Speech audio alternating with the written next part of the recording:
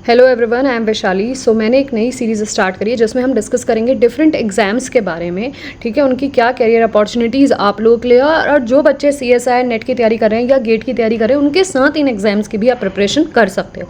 तो आज मैं यहाँ पे लेके आई हूँ TIFR GS नाम से इस एग्ज़ाम को जानते हैं, जो कि Tata institute of fundamental research, जो कि एक डीम्ड यूनिवर्सिटी है, ये एग्ज़ाम को कराती है। ठीक है, अब इस एग्ज़ाम के फॉर्म्स भी निकले हुए हैं, आप लोग फिल कर सकते हैं। जो बच्चे CSI नेट या गेट का प्रिपरेशन करें या जिनका इंटरेस्ट है रिसर्च फील्ड में जाने के लिए, so this is the one of the good option, you can go for it.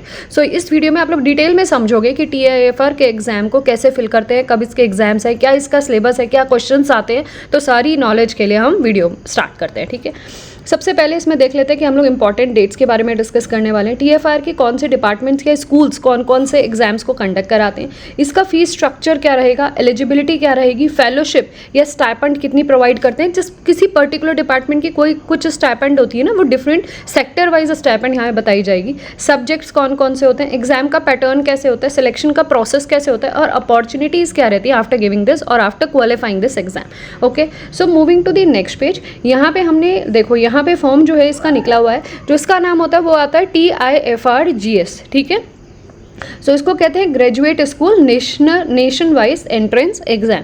जो इसका एग्जाम है 2025 के लिए, सो वो आपका 8 दिसंबर में होगा। फाइन, उसके लिए आपके फॉर्म्स ऑलरेडी इशू हो चुके हैं इसकी वेबसाइट में। वेबसाइट का लिंक और जो ये वीडियो है इसमें जितने भी मैंने पेजेस यूज़ किए, इसका लिंक मैं डिस्क्रिप्शन में नीचे डालूंगी और आप उनको जाके पढ़ सकते हैं, डाल दूंगी, उनको जाके आप लोग पढ़ सकते हो। सो अगर ये 6 तक आपको था वेवियर का आप अप्लाई कर सकते थे, और साथ में फॉर प्रिफर्ड टेस्ट सेंटर के लिए आप 13 अक्टूबर तक अप्लाई कर सकते हो, और फाइनल जो closing date of application form है वो 20 अक्टूबर है। क्लियर है? कौन कौन से कैंपसेस इस एग्जाम के अंडर आते हैं या कौन कौन से कैंपसेस जो एडमिशन्स लेते हैं थ्रू दिस एग्जाम, सो वो है आपका मुंबई में TIFR मुंबई, दूसरा है Homi Bhabha centre for science and education, Pune में है आपका national centre for radio astrophysics, Bengaluru में है आपका कैम के नाम से होता है, इसकी फुल फॉर्म है centre for applicable mathematics. Next है ICTS, इसको कहते हैं, this is international centre for theoretical sciences. एक नेक्स्ट है आपका national centre for biological sciences. ठीक है, नेक्स्ट आपका हैदराबाद में TIFR हैदराबाद है। जो ये वो सेंटर्स हैं या वो कैंपसेस हैं जो इस एग्जाम के थ्रू अपने अंदर एनरोलमेंट डिफरेंट सिलेबस में लेते हैं। अब कौन कौन से प्रोग्राम्स इस एग्जाम के थ्रू आप लोग एनरोल कर सकते हो, दैट मीन्स कि इस यहाँ पे PhD के लिए आप एनरोलमेंट ले सकते हो, या फिर जो बच्चा इंटीग्रेटेड PhD के लिए जाएगा, दैट मीन्स कि BSc का स्टूडेंट है, MSc और PhD के लिए एग्जाम देगा, सो वहाँ से MSc भी करेगा और PhD भी करेगा। नेक्स्ट, या फिर आप सिंपल PhD के लिए जाना चाहते हो। ठीक है, सो PhD और इंटीग्रेटेड PhD के लिए जो सब्जेक्ट हमारे पास अवेलेबल है वो है mathematics, physics, biology, chemistry, computer science and learning, information and data sciences. Simple खाली PhD के लिए जो सब्जेक्ट्स अवेलेबल हैं वो है आपका साइंस एजुकेशन। क्लियर? अब इसमें एक चीज़ और मैं कहना चाहूँगी, अगर आप MSc PhD इंटीग्रेटेड सिलेबस के लिए जा रहे हो, but student mid of the syllabus में सोचता है कि नहीं मुझे सिर्फ MSc ही करनी है, तो यहाँ पे MSc अगर आप क्विट करते हो at the mid of your tenure of doing this या mid of pursuing your MSc integrated MSc PhD course, तो आपको 3 साल की MSc करनी होती है, और वैसे हमारे पास जो मास्टर्स होती है वो 2 इयर्स की होती है। सो यहाँ पे जो एग्जिट प्रोग्राम है वो आपको एग्जिट जरूर देगा, but you have to give your 3 years. Okay, so ये ध्यान रखिएगा।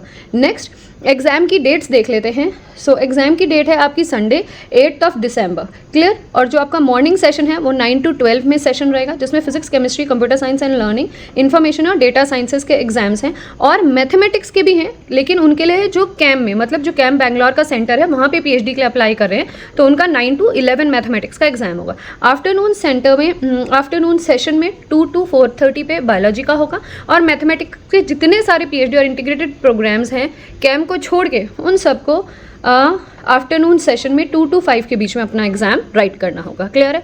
नेक्स्ट पे आते हैं, स्टाइपेंड कितनी स्टूडेंट्स अवेल करते हैं। सो जो हमारा ये स्टार्ट होगा academic year, it will start from 1 अगस्त 2025। ठीक है, सो इसमें जो स्टूडेंट अगर PhD का स्टूडेंट है, सो उसका मंथली स्टाइपेंड आपका 37,000 तक रहता है, plus you will get the house allowance and other allowances, it will increase. Okay, similarly it will go after few month, it will go to 42,000 after registration for PhD में आपने enrol करा, 1 year के बाद आपने course work किया, उसके बाद आपका PhD में एनरोलमेंट स्टार्ट हो गया, तो 37,000 will be increase to 42,000। Now अगर you will be engaging your self for integrated PhD course, so आपकी जो मंथली फेलोशिप होती है will be your 25,000, house accommodation HRA are applicable, for the first year. Upon satisfactory performance, the monthly fellowship will be increased from 25,000 to 37,000 increase हो जाएगी. And from second year and for further years after registration for PhD, the stipend will be increase to 42,000. सभी को clear हो गई कि integrated MSc PhD के लिए क्या स्टाइपेंड रहती है और खाली सिंपल पीएचडी के लिए क्या स्टाइपेंड रहती है. क्लियर. नेक्स्ट पे आते हैं जो डिफरेंट सब्जेक्ट्स हैं या डिफरेंट प्रोग्राम्स हैं, वो प्रोग्राम्स और सब्जेक्ट्स कौन से कॉलेजेस कराते हैं वो देख लेते हैं यहाँ पे. सो सब्जेक्ट्स एंड प्रोग्राम्स. मैथमेटिक्स में आप पीएचडी के लिए भी एनरोल कर सकते हो और इंटीग्रेटेड पीएचडी के लिए भी एनरोल कर सकते हो. पीएचडी मतलब आपके पास मास्टर्स होना चाहिए, इंटीग्रेटेड पीएचडी मतलब कि स्टूडेंट बीएससी में होना चाहिए. Now he want to enrol for MSc, then after that directly he will go to PhD after passing the exam. ठीक है. सो ये दो एग्जाम है. सो पीएचडी का जो एग्जाम है वो some CAM ICTS applied and computational mathematics में कराता है. पीएचडी के जो एग्जाम है वो एसओएम और कैम कराता है. क्लियर है. जितने भी ये नाम है ये सारे मैंने आपको आगे जो कैंपसेस के नेम्स बताए थे उन्हीं की यहाँ पे एब्रिविएशन लिखी हुई है. ठीक है. नेक्स्ट, फिजिक्स में अगर आप पीएचडी और इंटीग्रेटेड पीएचडी कराते हो तो DCMPS, DHEP, DNEP, DTP and ICTS, NCRA और TFRH हैदराबाद के बारे में कहा गया, वो सब एनरोल कराते हैं. सिमिलरली फिजिकल साइंसेज से अगर आप करना चाहते हैं तो यहाँ देख सकते हैं, केमिस्ट्री से करना चाहते हैं तो ये, और फिर बायोलॉजी से करना चाहते हैं और कंप्यूटर साइंस से करना चाहते हैं तो ये सारी इन्फॉर्मेशन आपको मिल जाएगी. नेक्स्ट पे आते हैं फ़ी की इन्फॉर्मेशन कितनी है कि आपको फीस कितनी पे करनी है. सो जो एप्लीकेशन फ़ीस है वो मेल स्टूडेंट्स के लिए 1000 रुपीज़ है और फीमेल ट्रांसजेंडर एंड अदर जो भी आपके एप्लीकेंट्स हैं उनके लिए 500 रुपीज़ है. ठीक है. नेक्स्ट आते हैं फ़ी वेवियर के लिए. जो आपको अप्लाई करना था तो कल तक 6 तक आप फ़ी वेवियर के लिए अप्लाई कर सकते हैं. यहाँ पे अभी एलिजिबिलिटी की बात कर लेते हैं. एलिजिबिलिटी अगर देखें तो अगर पीएचडी में एनरोलमेंट लेना है या इंटीग्रेटेड पीएचडी में एनरोलमेंट लेना है सो आप TIFR मुंबई में ले सकते हो या फिर ICTS बैंगलोर में ले सकते हो जो सिर्फ हमें पीएचडी देता है, वाइल जो कैम है बैंगलोर का, ठीक है, यहाँ पे पीएचडी और इंटीग्रेटेड पीएचडी दोनों कोर्सेज में एनरोलमेंट मिलता है. अब अगर आप लोग मैथ्स से पीएचडी करना चाहते हो या इंटीग्रेटेड पीएचडी के लिए मेन सब्जेक्ट आपका मैथमेटिक्स रहना है, सो उसके लिए अगर पीएचडी के लिए अप्लाई कर रहे हो सो फॉर दैट तो जो आपकी एलिजिबिलिटी क्राइटेरिया है तो आपको या तो MA, MSc, MMaths, MStats, ME, MTech ये होना चाहिए. लेकिन जो उसका मेन सब्जेक्ट होना चाहिए आइदर भी दी मैथमेटिक्स और भी the statistics, you will go for it. Okay.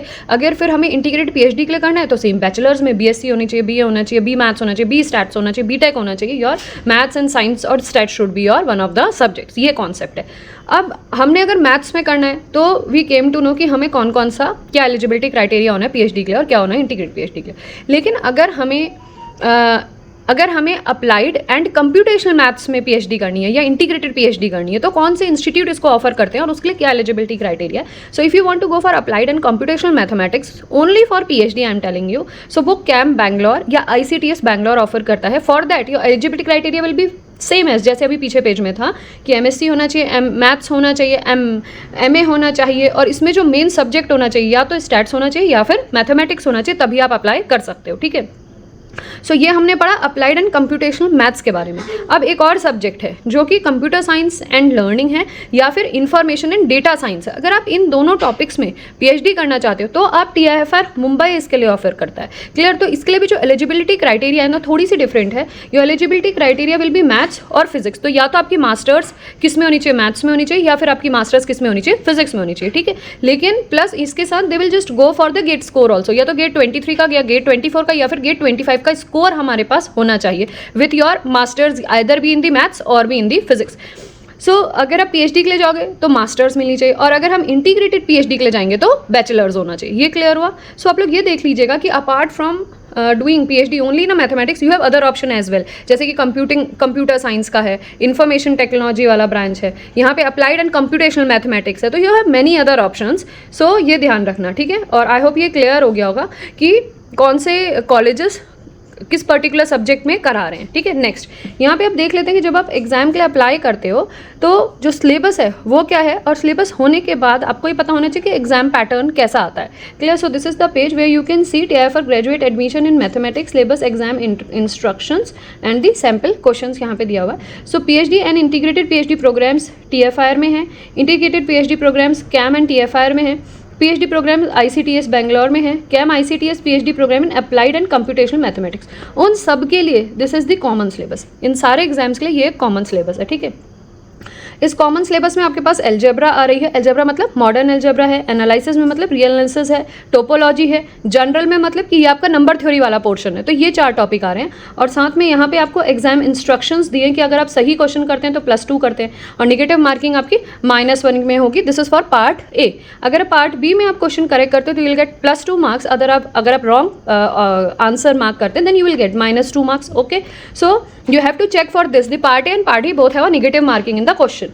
Okay, अब जो पार्ट ए है हमारा, इसके पास MCQ टाइप के क्वेश्चंस होते हैं, क्लियर। और साथ में जो पार्ट बी है this is of a true false kind, so you should be very particular about कि आप ट्रू लगा रहे हैं फॉल्स लगा रहे हैं, क्योंकि अगर आपने गलत लगाया then you will get -2 mark. Okay, next यहाँ पे मैंने इसमें लिंक डाल दूंगी, आप लोग देख लीजिएगा। सैम्पल पेपर्स हैं, कुछ क्वेश्चंस दिए गए हैं कि क्वेश्चंस ट्रू फॉल्स वाले टाइप के और जो मल्टीपल चॉइस क्वेश्चंस है वो किस पैटर्न के आते हैं, तो आपको थोड़ी क्लैरिटी आएगी कि एनालिसिस के क्वेश्चंस कैसे आते हैं और आपके मॉडर्न एल्जेब्रा के क्वेश्चंस कैसे आते हैं। You will get more clarity about it. KFR CAM में अगर आप एडमिशन लेना चाहते हो तो you should know about the syllabus and the syllabus is different from what we have read in previous page, ठीक है। सो इसका सिलेबस थोड़ा डिफरेंट है, इसमें आपके पास रियल एनालिसिस है। So this is for CAM Bangalore में PhD के एडमिशन के लिए। सो रियल एनालिसिस है, ऑर्डिनरी डिफरेंशियल इक्वेशन है, लीनियर अलजेब्रा है, टोपोलॉजी है, फंक्शनल एनालिसिस है, मीजर थ्योरी है, देन योर कॉम्प्लेक्स एनालिसिस है, प्रोबेबिलिटी है। तो इसमें आपके पास काफ़ी नंबर ऑफ पोर्शंस हैं जो आते हैं। इसके बाद यहाँ पे इसमें इसके सैम्पल क्वेश्चंस भी दिए हुए हैं, तो टू क्लैरिफाइड कि किस तरीके के क्वेश्चंस बनते हैं। तो ये जितने भी लिंक है और एग्जाम का फॉर्मेट भी दे रखा है कि आपके एग्जाम में किस तरीके के फॉर्मेट ऑफ एग्जाम होगा, कि जैसे एग्जाम आपका 120 मिनट्स का होगा जिसमें 20 मल्टीपल चॉइस क्वेश्चंस होंगे। Okay, may have more than 1 correct option. For a question with only 1 correct answer you will gate 10 points. Okay, -5 points for choosing any incorrect answer, तो इसमें भी नेगेटिव मार्किंग दी गई है। For a question with multiple correct answer you have 10 points. For all correct answer 5 point for choosing at least 1 correct option. तो इसमें partial marking भी है कि अगर एक भी सही हुआ तो +5 मिल जाएंगे और अगर सारी के सारे इनकरेक्ट है तो then you will get -5 points. और यहाँ पे इन्होंने इसका क्वेश्चन का फॉर्मेट भी आपको बना के दे रखा है जिसका लिंक मैं डिस्क्रिप्शन में दे दूँगी। जस्ट चेक इट आउट कि हाउ दिस क्वेश्चन पेपर्स कम, ठीक है। सो अगर आप लोग रिसर्च फील्ड में, अब बात कर लेते हैं इसकी कैरियर अपॉर्चुनिटीज़ की। अगर आप रिसर्च फील्ड में जाना चाहते हैं, रिसर्च एंड डेवलपमेंट जो लैब है उसमें अगर आप वर्क करना चाहते हैं आगे, so TFR is the good exam which will help you to take it for your dream of research. Okay, so ये बहुत अच्छा एग्जाम है जिसमें आप रिसर्च के लिए अप्लाई कर सकते हो। नेक्स्ट, लेकिन अगर हम बात करें कि लेवल ऑफ एग्ज़ाम जो आता है, जो एग्ज़ाम पेपर आता है उसका लेवल कैसा है, सो ऑब्वियसली अगर हम CSIR नेट या गेट जैसे एग्ज़ाम से इसको कंपेयर करें तो इसका जो लेवल है it is quite on a higher side, क्योंकि इसमें आपके नंबर ऑफ स्टूडेंट्स कम होते हैं and difficulty level is more. So उस वजह से जो आपकी परसेंटेज जाती है वो भी बहुत ही कम जाती है, ठीक है। लेकिन अगर आप रिसर्च फील्ड में रियली इंटरेस्टेड हैं so this is one of the best option which you can apply and which you can prepare side by side with your CSIR NET and GATE preparation. Okay, अगर till then goodbye and take care and thanks for watching this video.